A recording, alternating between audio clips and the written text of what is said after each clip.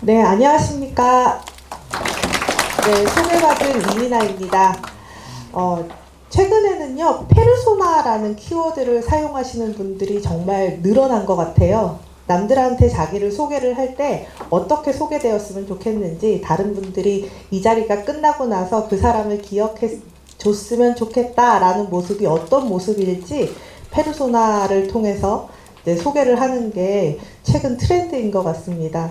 저는 어느 자리에 있든 제 자신을 소개할 때 10년 동안 그랬어요. 지난 10년 동안. 청년활동연구가 이민아입니다. 이렇게 소개를 했는데요. 청년활동 중에서도 저는 돈 잘 버는 청년들의 서사를 계속해서 연구해 왔어요. 그러다 보니 날것의 이야기, 그 본인들 마음 깊은 곳에 있는 이야기들을 털어놓는 청년들을 자주 마주하게 됐고요. 제 소개를 먼저 드리자면 2013년부터 대구 경북 지역 곳곳을 돌아다니면서 지역 청년들의 이야기들을 계속 들어왔었던 것 같습니다. 오늘 고청에서 저를 왜 불러주셨는지 계속 고민을 했어요. 그러면서 이제 제안을 드렸었던 발표 주제가 오늘 포럼 주제와도 맞닿아 있는데요. 오늘 포럼 주제가 결국 고청의 정신을 어떻게 이어갈 것인지에 대한 논의입니다. 그런데 이건 빨리 넘길게요. 네. 청년들을 연구를 하다 보니 결국 청년들한테 필요한 것은 관심과 사랑인데 그 관심이 어느 정도 선에서의 관심인지 이제 고민스러운 부분들이 계속 발견이 되었었던 거죠. 내 아이도 내 뜻대로 되는 부분이 전혀 없잖아요. 그런 것처럼 이제 했었고, 그래서 최근에 제 활동 범위가 조금 더 넓어졌어요. 청년들 개개인의 서사를 듣는 것이 아니라 청년들, 그리고 이제 제 나이 또래 되니까 청년 지원 사업에서도 한 발 물러서야 되는 중장년도 아닌 것이 애매한 포지션이 되더라고요. 그래서 세대와 세대를 어떻게 연결시킬 것인지에 대한 고민이 시작이 되었습니다. 그 지점에서 고청에서도 결국 고민하고 있는 것이, 우리 지금 모두가 고민하고 있는 게 고청 선생님의 뜻이 정말 앞으로도 10년, 20년, 100년, 200년 계속 이어질 수 있는 방법에 대해서 지금 고민해야 할 것이 아닌가라는 문제의식에서 저한테 이렇게 발표 기회를 주신 것 같습니다.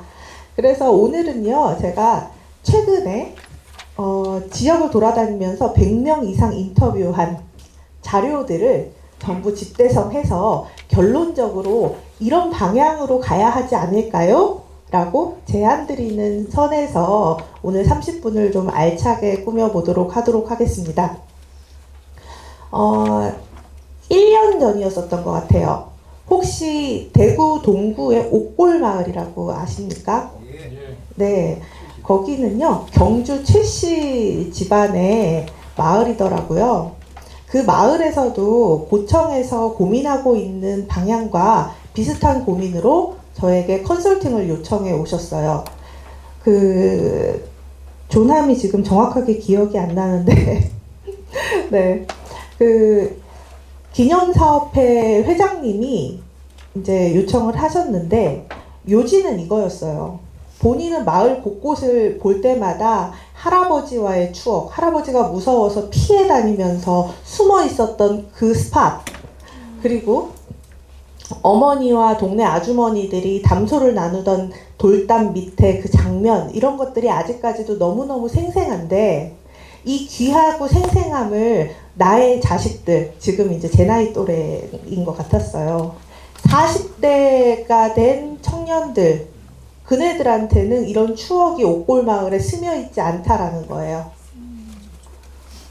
옥골마을에 와도 어렸을 때 90년대, 2000년대 초반 이 친구들을 데리고 시골 할아버지 댁이다 하고 이제 데리고 와도 이 친구들은 방에서 뭐 하는지 본인들끼리 그냥 가만히 있다가 시간만 때우다가 집으로 돌아가고 학교 공부에 열심히 하고 이러다 보니 옥골마을의 그 귀중함, 그리고 그곳 곳곳에 녹아져 있는 가치에 대해서 아무도 생각을 하지 않는다는 거예요.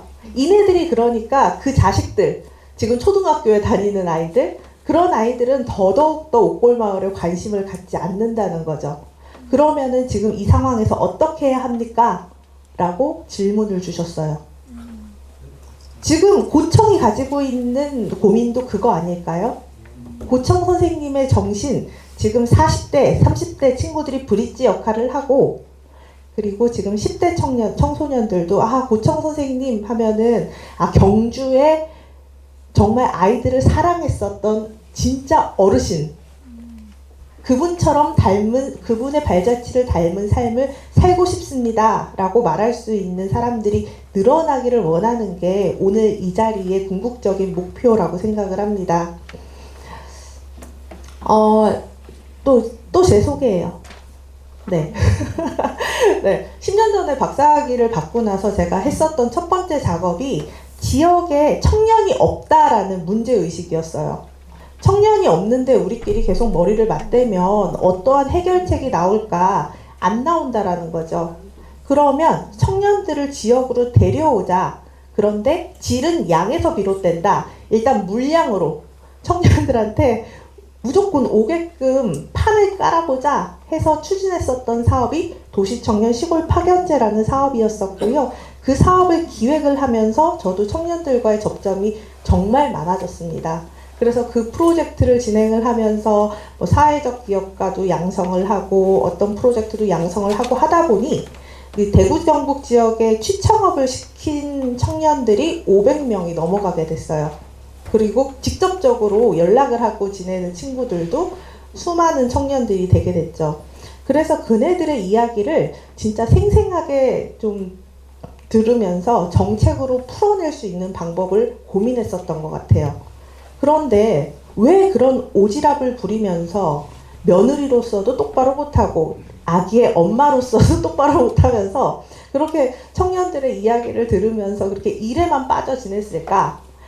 돌이켜보니까요, 사람은요, 다 본인이 겪었었던 것을 토대로, 경험한 것을 토대로 거기에서부터 확장을 해 나가는 것 같아요. 제가 사회생활을 처음 시작했었던 2000년대 초반만 해도요, 2000년대 초중반만 해도 88만 원 세대, 그리고 열정페이 이런 단어들이 청년들 세대를 옥조아맸던 시대였어요.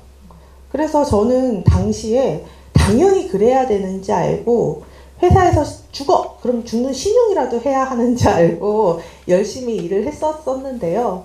지금 청년들한테 그렇게 하면 큰일 나죠.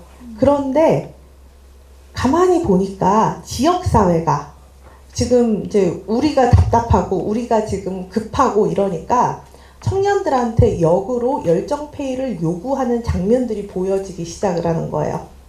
그게 뭐냐. 예전에 저 때는요, 나 때는 이렇게 얘기하면 청년들은 빵 터져요. 나 때는 이러면. 네. 제가 사회생활을 처음 시작했을 때는 기회를 준다. 기회를 줬기 때문에 너는 거기에 보답을 해야 된다라는 것이 사회 현상이었습니다. 그런데 지금은요, 청년들한테 어떻게 유혹의 멘트를 보내냐면요, 지방에는 기회가 정말 많아. 그렇기 때문에 창업지원금도 줄 거고 취업을 하는데도 도움을 우리가 줄 거야. 그러니까 너는 그 기회에 부응을 했으면 좋겠어. 지원금 이따만큼 줄게. 라고 청년들을 유혹을 합니다. 그러면은 이제 순진한 친구들 같은 경우에는 진짜 그 기대에 부응을 꼭 해야 하는 것처럼 막 열과 성을 다하는 친구들도 있어요. 근데 이제 그 장면들을 뒤집어 보면 그것이 과연 바람직한 것인가? 내 새끼한테 이것을 내 자식한테 해봐라 라고 제안할 수 있는 장면들이었는지에 대해서는 조금 고민을 하게 되는 부분들이기도 하죠. 그래서 저는 청년들이 진짜 이 시대에 발맞춰서 본인의 템포로 본인이 하고 싶은 것을 계속 해나가는 데 있어서 지역사회도, 지역사회에 있는 어른들도, 그리고 그들을 구성하는 커뮤니티도 진심으로 내 자식을 대하듯이 지지해주고 응원해줄 때 비로소 청년들도 우리의 진심을 알아줄 것이라고 생각이 들었고, 고청에서 생각하고 계시는 방향성, 그리고 그 옥골마을에서도 이야기했었던 방향성과도 거기에서부터 시작을 하는 뭔가 단서가 만들어질 것이라고 느꼈습니다. 지금 우리가 살고 있는 경주뿐만 아니라 지방도시의 상황은 거의 다 비슷해요. 기회는 수도권에 있다. 그리고 청년들이 지역에 없기 때문에 우리가 뭔가 확장성 있게 다른 걸 도전하려고 해도 한계가 있다. 그리고 기존 정책들을 보면은 구조적으로 뭔가 딱 꼬집어서 이게 문제다라고 말하기는 어렵지만 여러 가지 문제들이 보인다는 거예요. 왜 쟤네한테만 지원을 해줄까? 이렇게 한다고 해서 마을 경제가 살아날까? 근데 그것이 궁여지책이라고 한다면 계속 해야 할까? 이런 지점들이 많이 보인다는 거죠. 그래서 언론에서는 계속 터뜨려요. 니들이 그렇게 했어도 지역에는 일할 사람이 없고 인구는 계속 감소하고 지역은 암울하다 이렇게 말해요. 현상은 분명하고요. 당면한 과제도 분명해요. 심지어는요. 최근에 제가 어디에서 특강을 했는지 아십니까? 교회에서 했어요. 교회에 있는 그 전체 재단에서 저는 종교가 없거든요. 근데 기독교 사회에 그 청년들이 이탈하고 새롭게 유입되지 않는 현상, 이걸 어떻게 타개해야 될 것인지에 대해서 강의를 요청하신 게 아니라 브레인스토밍을 요청하셨어요. 청년들을 어떻게 붙잡아 놓을 것인가, 우리 공동체로 어떻게 유입할 것인가. 현상도 확실하고요. 과제도 알고 있어요. 그런데 해답을 못 찾는 거죠. 그런데 노력을 안 한 것도 아니에요. 노력해왔어요. 어떻게 했냐면은요. 뭐 이제 언론에서 이렇게 보도를 할 때마다 뭐 이렇게 귀한 전문가분들이 내놓는 해법들 가만히 이제 들여다보면은 다 한 거예요. 자, 먼저 볼까요? 그 양성평등에다가 초점을 맞춰서 문화적 변화를 시도해보자. 이거 심하게 했어요. 그리고 임신 위기 및 보호 출산 지원과 아동 보호가 중요하다. 이것도 안 한 건 아니에요. 계속 해왔어요. 뭐 기성세대가 기회를 양보하고 노동 시스템을 변화시켜야 된다. 이것도 사실 아니에요. 기성세대도 먹고 살아야 하기 때문에 양보를 큰 폭으로 할 수는 없어요. 약간의 양보가 있을 수 있겠죠. 그걸 아예 안 했었던 것도 아닌데 이제 더 이상 뭘 어떻게 해야 할지 우리 모두가 심하게 고민스러운 부분이라는 거죠. 이런 와중에 중앙정부에서는 인구 국가 비상사태를 선언했고요. 이철우 도지사님께서는 재작년이었을 거예요. 저출생과의 전쟁을 선포한다. 인구 문제는 결국 아이를 낳지 않았기 때문에 벌어진 일이다. 그리고 북까지 치셨어요. 그래도 해결은 되지 않고 있죠. 왜냐하면 이 인구 문제의 대상이 되는 청년들이 지방의 인구 문제라는 키워드를 딱 들었을 때 내가 왜? 난 모르겠는데 어쩌라고? 이런 반응이었었다는 거예요. 정책 변화가 계속 심화될수록 더 강력한 처방이 있어 왔어요. 그런데 현 정부에서는 어떤 처방을 내놓을지 지금 우리는 지켜봐야 하는 상황입니다. 이 기조에 맞춰서 고청기념 사업회도 우리는 여기에다가 플러스 알파로 고청 선생님의 정신을 이렇게 녹여 넣으면 승산이 있겠구나 라고 힌트를 얻을 수 있겠죠. 그 힌트를 얻기 전에 우리가 먼저 준비해야 할 것이 무엇인가 먼저 설명을 드리면요. 이젠 인구정책에 대해서 패러다임 변화와 시스템 변화의 방향성을 고민해야 할 때라고 봅니다. 고청 선생님께서 결국 보여주신 것은요. 보여주신 것은 인간에 대한 사랑이었다고 봅니다. 맞나요? 제가 보기에는 그랬거든요. 제가 고청 선생님의 존재를 알게 된 게 사실 1년이 채 되지 않았습니다. 1년 전쯤 기념사업회에 방문을 했는데요. 99년도에 돌아가신 분이라고 하면서 사진을 보여주시더라고요. 근데 이렇게 백발 할아버지인데 일단은 좀 유니크하고 뭐 멋있는 것 같아요. 그런데 그분이 아직까지도 회자가 되면서 그분을 그립다고 표현을 하시면서 눈물을 글썽거리는 제자분을 만난 거예요. 그런데 자, 우리가 인간으로 태어나서 그런 경험, 정말 특별한 경험이거든요. 스승과 제자로 만나는 것도 특별하지만 그런 분의 존재를 알게 된 사건은 저한테도 엄청난 충격이었어요. 아, 이게 지금 우리 시대가 병이 든 이유는 세대와 세대가 연결성이 어느 순간 끊어진 것이라고 본 게 저의 그간의 관점이었는데, 여기에 대한 해답이 고청에 있었네? 라고 보여진 되게 충격적인 사건이었었던 거죠. 고청 선생님은 정말 인류애를 실천하신 대표적인 인물이라고 생각이 들었어요. 그동안 이제 지역에서 청년이 없다, 인구가 없다 라고 문제를 당면했을 때 해결을 하기 위해 취했었던 액션은 뭐였었냐 하면은요, 아이를 낳으면 얼마 줄게, 그래서 이제 아이를 낳게 하거나, 아니면 옆 동네 가서 뺏어오거나, 우리 동네로 전입신고하면 얼마 줄게, 뭐 이렇게 뺏어오거나, 아니 우리 동네 살고 있는데 주소는 저 서울에 놓고 있어요. 그러면은 주소지 옮겨 쓰레기 봉투 30만 원 줄게, 뭐 이런 식으로 했단 말이죠.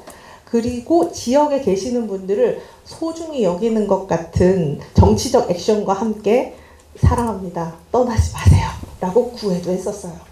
그런데 앞으로는 이 정책만으로는 한계가 있다, 제한적이다. 그래서 최근에 이제 불거진 이슈가 생활인구라는 개념입니다.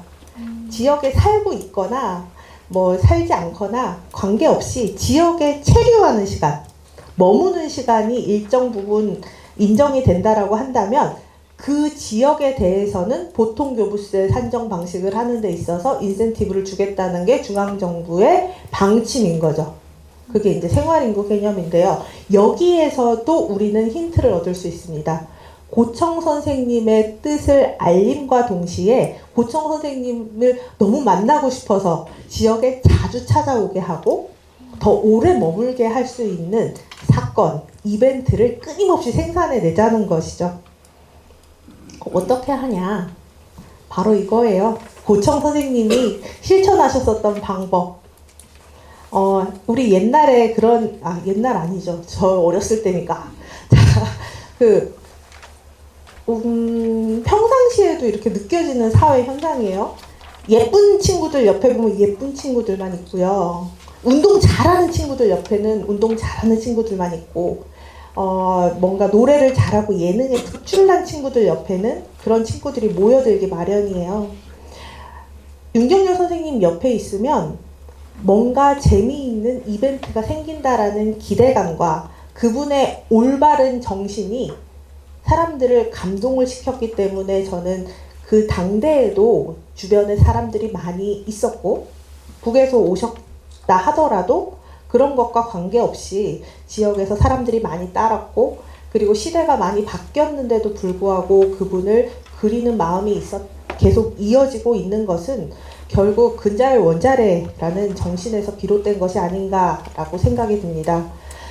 최근에 청년 문제 중에 이제 또 불거지고 있는 게 뭐냐 하면은요, 혹시 젠지 스테어라고 들어보셨습니까? 요즘 어린 친구들, 특히 20대 초반, 뭐 5살부터 뭐 이렇게 어린 친구들, 20대 전후의 친구들한테 잘 모르는 사람이, 낯선 사람이 질문을 하거나 말을 걸어요. 혹은 내가 별로 대화하고 싶지 않은 누군가가 말을 걸어요. 그러면 대답은 안 하고 이렇게 빤히 쳐다보고 서 있대요. 껌뻑껌뻑하고. 저는요, 그게 내가 너무 난처하게 했나? 제가 나한테 왜 그러지? 나도 삐졌나? 왜 그러지? 그랬는데 이게 전 세계적인 현상이래요. 얘네들은 엄마 뱃속에 있을 때부터 핸드폰을 보고 자란 세대이기 때문에 사람과 사람의 눈을 마주치고 이야기하는 것보다 문자 텍스트로 소통하는 게 더 편한 세대인 거예요. 그렇기 때문에 누가 눈을 마주치면서 말을 건다 그러면 그게 두려운 거예요. 어떻게 대답해야 될지 몰라서 잠깐 머리 회로도 멈추고 마음 회로도 멈춰서 빤히 쳐다보고 있는 거예요. 그런 다음에 한 5초 정도 지나고 나면은 반응을 해요. 그런데 상냥하게 반응을 하는 게 아니라 손짓으로 반응을 한다든지 단답으로 네 이렇게 대답을 한다든지 이렇게 한다는 거죠. 그런데 이 친구들 소통 방법을 모르는 거잖아요. 이거에 대해서 우리도 사실 낯선데 그러면 이 친구들을 어떻게 활용을 해야 할 것인가 지금 전 세계가 모르는 상황이에요. 그런 상황에 이런 기사가 계속 빵빵 터지고 있습니다. 최근 사회 문제, 사회적 외로움, 고립감 심화되고 있다. 국민 10명 중에 4명이 외로움을 호소하고 있다. 저희 세대만 해도요. 저는 84년생이거든요. 저희 세대만 해도 동창회 그렇게 크게 안 합니다. 그리고 커뮤니티, 고청 커뮤니티 보면은 깜짝 놀랄걸요? 저희 세대는 이렇게 결집성도 없어요. 공감을 할 수 있는 토대 마련도 쉽지 않아요. 본인들이 그렇게 하면서 외롭다고 이야기를 해요. 나갈 수 있는 커뮤니티가 없다고 이야기를 해요. 무조건적으로 누군가가 밥을 떠먹여주길 원하는 세대처럼 비춰질 수도 있어요. 그런데 살아온 성장 배경을 보면 그네들을 또 이해할 수도 있어요. 저만 해도 저희 딸이 지금 초등학교 1학년이거든요. 7년 동안 키우면서 놀이터를 혼자서 나가게 해본 적이 없어요. 꼭 같이 나가든지 어른들이 보는 눈앞에서 놀게 했단 말이죠. 그런데 84년생인 제 어렸을 때를 이렇게 돌아보면 엄마가 그냥 나가서 놀으라고 했었던 것 같아요. 그럼 그 이전 세대 가만히 보면은 그냥 풀어놨었어요. 달라요. 세대가 달라요. 그래서 우리들 눈높이에 맞춰서 그네들을 이해하려고 들고 고청 선생님의 정신을 이렇게 이식하듯이 얘들아 이렇게 이식할 수가 없어요. 그럼 어떻게 해야 되냐? 점점 더 어려워지죠. 지금 또 정책을 보면 정책을 만드는 공무원분들도 힘들어 하세요. 할 수 있는 게 없거든요. 사회 현상, 당면한 문제는 분명한데 해결할 수 있는 솔루션을 내놓는 게 쉽지가 않아요. 그래서 할 수 있는 솔루션이 결국은 이제 단편적인 것들 있잖아요. 돈으로 해결을 한다든지 뭐 이런 게 다거든요. 그런데 우리 고청에서는 고청 선생님의 정신을 이어받아 여기서부터 시작하는 거예요. 사랑하는 이들과의 정서적 교류 방법을 누군가에게 제안하는 데서부터 시작을 하는 거죠. 우리가 가장 사랑하는 사람이 누구죠? 자녀죠. 자신? 좋습니다. 좋습니다. 우리 가족들하고 교류할 수 있는 방법을 고청에서부터 시작을 해보는 데서 시작을 하는 거죠. 아, 그 집은 그 손자, 손녀 데리고 고청 가서 놀다 왔대. 아, 그래요? 아, 재밌겠는데? 왜? 손녀하고 추억을 만들 수 있잖아. 저희 시아버지가요, 되게 이해 안 되는, 발언과 행동을 하신 지점이 있었어요. 뭐였었냐면요. 저희 딸이 초등학교 1학년 들어가기 전까지 이름을 부르게 했어요. 본인 이름을. 이해가 안 되시죠? 왜 그러셨, 그러니까 1학년 들어갔을 때부터 정확하게 어른으로 깍듯이 대하게 다시 가르치셨는데 그 전까지는 그냥 본인 함자를 친구처럼 부르게 하셨어요. 요즘 손자, 손녀들이 할아버지, 할머니 조남을 모르는 경우가 정말 많다. 거기에서부터 문제의식이 생기셨었던 거죠. 그래서 어느 정도 내려놓으시고 이제 본인만의 룰을 정해서 아이한테 확실히 각인되게끔 본인 이름을 부르게 하신 거예요. 그래서 지금 그러니까 저희 딸 같은 경우에는 평생 안 잊어버릴 것 같아요. 할아버지 이름을. 어렸을 때부터 엄마, 이 누구한테 전화 왔어. 이렇게 하는 거예요. 남들이 들으면 정말 기어말 노릇이죠. 할아버지한테 전화가 왔어요. 엄마, 이게 아니고 엄마, 이 누구한테 전화 왔어. 이렇게 가르치셨다니까요. 그래서 이게 왜 저러시지? 이해를 못 하겠는데 저한테는 되게 어려운 어르신이고 무서운 아버님이시고 그런데 저희 본인 손녀한테는 왜 저러시지 그랬는데 뜻이 다 있으셨었던 거더라고요. 그러니까 우리도 한 발짝 뒤로 물러서서 그네들한테 줄 수 있는 방법을 한 번 더 고민을 해보자라는 거죠. 저는 고청 선생님의 정신이 사람이라고 한다면 고청기념사업회의 페르소나는 근자열 원자래라고 생각이 들었습니다. 그래서 원래 하던 일들은 계속 이어서 하시면서 플러스 알파로 그 소통 방법, 가족 간의 소통 방법이라든지 세대 간의 소통 방법을 프로그램으로 풀어내는 노력이 지금 이 순간, 이 시대에 희망찬 2026년을 기획을 하면서 함께 움직여야 되는 부분이 이게 아닌가라는 확신이 들어서 오늘 제안을 드리게 됐고요. 여기에서 덧붙여서 이 가족 간, 세대 간, 이 사랑하는 이들과 함께 추억을 만들 수 있도록 하는 그런 방식을 고민을 해야 된다고 생각했습니다. 그럼 더 큰 거시적인 관점에서 무엇을 바꿔나가야 되느냐? 구조적인 차원의 변화, 인식적인 차원의 변화, 그리고 관계적인 차원의 변화, 이것을 고청에서 변화하는 모습을 좀 대내외적으로 좀 확산시키면서 이거 봐라, 고청에 오면 이렇게 특별하다라는 걸 계속해서 보여주셨으면 좋겠어요. 구조적 차원의 변화는 무엇이냐면요, 지역의 인적 자원을 다양하게 품어줄 수 있는 구조가 고청에 있다. 예술가라고 할지라도, 엔지니어라고 할지라도 지역에서 시키면 시키는 대로 해야만 하는 어떠한 포지션에 있는 직장인이라도 고청에 오면은 정신적으로나 신체적으로나 어떻게든 품어줄 수 있다라는 것을 계속해서 보여주셔야 된다는 거예요. 그리고 관계적 차원의 변화, 커뮤니티 활성화, 우리끼리 똘똘 뭉쳐서 이렇게 고청 선생님의 뜻을 기리기 위해 이 귀한 시간에 모이는 이런 것들이 계속해서 확장성 있게 이어질 수 있도록 다른 방향으로도 함께 고민을 해봐야 된다는 것이죠. 인식적인 차원의 변화. 고청 선생님의 발자취를 이렇게 따라가다 보니까 제 삶이 이렇게 바뀌었어요 라고 말할 수 있는 사람들의 사례. 좀 재밌게 이야기하면 간증 사례라고 하는 게 좋겠죠? 이런 사례들을 계속해서 발굴해서 이 사례를 퍼뜨릴 때 제가 봤을 때는 확장성은 폭발적으로 커질 수 있다라고 보여집니다. 고청 선생님의 발자취 솔직히 제 세대에서 재미가 없어요.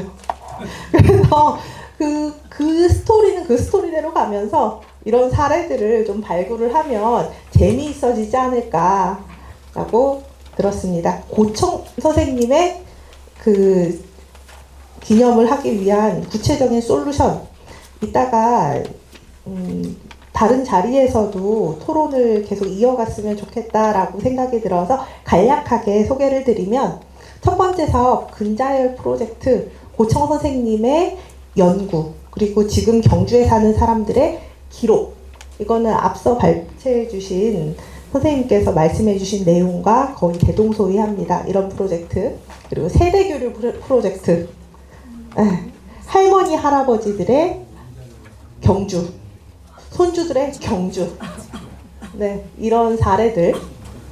그리고 원자래 프로젝트, 이제 문화 활동을 하는 친구들이 지역에 와서 활동할 수 있는 프로젝트. 그리고 일상 소통 프로젝트, 이제 경주에서 있었던 에피소드 같은 것들을 계속해서 확산할 수 있는, 유쾌하게 확산할 수 있는 방법들, 이런 것들을 고민하는 프로젝트들이 연결됐으면 좋겠습니다. 결국 사람이 모여야 지속성과 확장성이 만들어질 수 있다라고 봅니다. 고청기념사업회에서는 앞으로 더 큰 비전을 보여주실 거라는 기대에, 네, 오늘 불러주셔서 정말 감사드린다는 인사를 드리면서 이것으로 마치겠습니다. 감사합니다.